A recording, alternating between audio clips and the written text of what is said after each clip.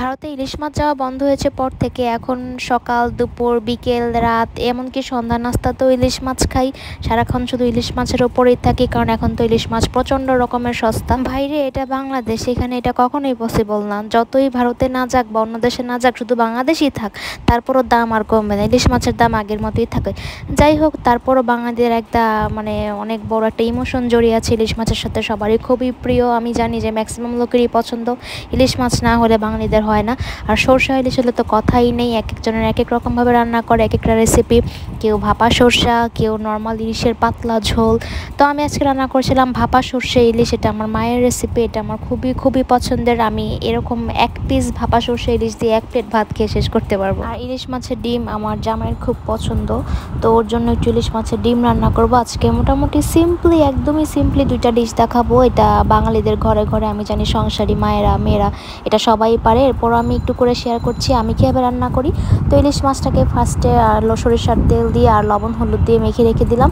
এরপর আমি একটা ব্লেন্ডারের মধ্যে 2 পিস রসুন কোয়া, 1 টুকরার মতো হচ্ছে পেঁয়াজ বা একটা আস্তা পেঁয়াজ, 4-5 টুকরা কাঁচামরিচ আর সরষা আর একটু সরিষার তেল দিয়ে ভালো মতো ব্লেন্ডার করে নিয়েছি। আচ্ছা, কেউ যদি এই চিন্তা করেন যে তিতা লাগে কি না, অ্যাকচুয়ালি কিন্তু এভাবে তিতা লাগে না। আমি এভাবেই ব্লেন্ডার করি অলওয়েজ, আমারটা কখনোই তিতা হয় না। এখন কারোটা হয়ে থাকলে আমি বলতে পারি না যে কী কারণ, আমি সবসময় ব্লেন্ডার করি। এরপর আমি এখানে একটু পেঁয়াজ বেরেস্তা করে নিয়েছি সরিষার তেল দিয়ে। এই পেঁয়াজ বেরেস্তাটা সরিষা দিয়ে ইলিশটা মাখার পরে এটার ওপর দিয়ে দিই আমি।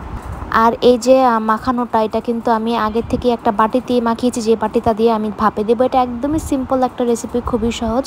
তো ভালো মতো মিক্স করার পরে ওপরে পেঁয়াজ বেরেস্তা দিয়ে সরিষার তেল দিয়ে এরপর কড়াইতে জল গরম করে সেই কড়াইয়ের মধ্যে আমি এই বক্সটার ঢাকনা লাগিয়ে ভালো মতো রেখে দিই। অ্যান্ড হ্যাঁ, আমি কিন্তু সরিষা বাটার সাথে ব্লেন্ডার করার সময় লবণ দিয়েছিলাম আর একটুখানি জিরা বাটা পরে অ্যাড করে দিয়েছি।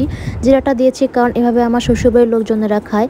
তো এই যে ভাপে দিয়েছি, অনেকেই দেখেছি এই মাখানোটা শেষে ডিরেক্ট কড়াইতে দিয়ে দেয় ইলিশ মাছটা, এরপর ঢেকে রান্না করে ফেলে। যেমন এটা আমি সবসময় আমার শ্বশুরবাড়িতে খেয়েছি, তারা এভাবেই রান্না করে। কিন্তু ভাপা সরষা ইলিশের টেস্টটা সত্যি অসাধারণ। যদি কেউ না খেয়ে থাকেন, একবার হলেও ট্রাই করে দেখবেন, এটার মতো টেস্ট আর কোনো কিছু হয় না।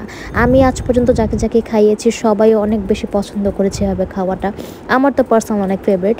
তো যাই হোক, ওটাই দিক দিয়ে ভাপে সিদ্ধ হতে থাকবে, মোটামুটি অনেকটা সময় লাগে। আর অন্যদিকে আমি কড়াইতে ইলিশ মাছের ডিমগুলো ভেজে নিচ্ছি, হলুদ লবণ দিয়ে মেখে রেখেছিলাম। ইলিশ মাছের ডিম রান্না করে কে কীভাবে অবশ্যই কমেন্ট করে জানাবেন।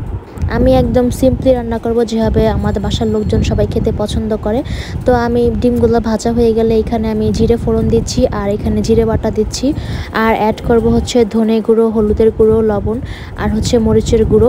আর আমি কড়াইতে আলাদা করে একটু আলু ভেজে নিয়েছিলাম, আলু দিয়ে ইলিশ মাছের ডিম দিয়ে পাতলা করে ঝোল রান্না করবো। আর আমার ভিডিওগুলো না বেশিরভাগ ক্ষেত্রে অনেক বেশি মেসি হয়, কারণ আমি কিন্তু অনেক কষ্ট করে এক হাত দিয়ে রান্না করি, এক হাত দিয়ে ভিডিও করি, এক হাত দিয়ে ফোন ধরে রাখি। আমার সিম্পলি কোনো স্ট্যান্ডও নেই যেটা দিয়ে আমি ফোনটা দাঁড় করিয়ে রাখবো। আসলে অনেক কষ্ট করেই ভিডিওগুলো করি, শখের বশবর্তী হয়ে করি যে সবার সাথে একটু শেয়ার করি। তো দেখা যায় তাড়াহুড়ায় অনেক সময় অনেক ভিডিও ভালো হয়, বা অনেক সময় অনেক ভিডিও পুরোপুরি মেসড আপ হয়ে যায়, বেশি একটা ভালো হয় না, বা কোয়ালিটি ভালো হয় না, বা দেখা যায় ক্যামেরা অ্যাঙ্গেল ঠিক নাই, বা এই যে ভিডিও করতে গিয়ে আমি যে কত ছ্যাঁকা খাই হাতের মধ্যে, বা দেখা যায় মাছ ফুটে আসে। এই যে ইলিশ মাছের ডিম রান্না করছিলাম, আমার হাতে কিন্তু কয়েকবার ফুটে আসে বা তেলের ছিটা আসে। এরপরও আমি ভিডিওগুলো করি কষ্ট করে, যাতে সবার সাথে একটু শেয়ার করতে পারি। তো এই তো কথা বলতে বলতে আমার ইলিশ মাছের ডিম রান্নার শেষ। এই রান্নাটা আমার শ্বশুর, শাশুড়ি আর প্রিন্স খুব পছন্দ করে, ওরা খুব মজা করে খায়। আর এইদিকে আমার কড়াইয়ের জলটা একদম শুকিয়ে আসছে, ইলিশ ভাপাটাও হয়ে গিয়েছে। এটা রান্না করতে মোটামুটি 1 থেকে 1.5 ঘন্টা সময় দিলেই হয়। জালটা একদম মিডিয়াম লো আছে রেখে ভাপে ভাপে সিদ্ধ হয়। তো এই তো আস্তে করে খুলতে হবে, তা না হলে কিন্তু ভাপটা লাগলে এটা মারাত্মক জ্বালা পোড়া করবে, এই ভাপটা খুব খারাপ। তো আমি আস্তে আস্তে এখানে হাতটা দিয়ে খুঁচিয়ে খুঁচিয়ে যে ঢাকনাটা খুলে ফেলি, একটু জল ছেড়ে দিয়েছে আর সরষাটা সিদ্ধ হয়ে গিয়েছে, খুব সুন্দর একটা স্মেল আসে। তো এই তো আমার সরষা ইলিশ রান্না করা শেষ। আশা করি ভিডিওটা আপনাদের ভালো লেগেছে। কে কীভাবে সরষা ইলিশ রান্না করে খান বা ডিফারেন্ট কোনো স্টাইল থাকলে আমাকে জানাতে পারেন, আমি অবশ্যই ট্রাই করে দেখব। নেক্সট কোনো ভিডিওতে আবার সবার সাথে কথা হবে। সবাই ভালো থাকবে, টাটা।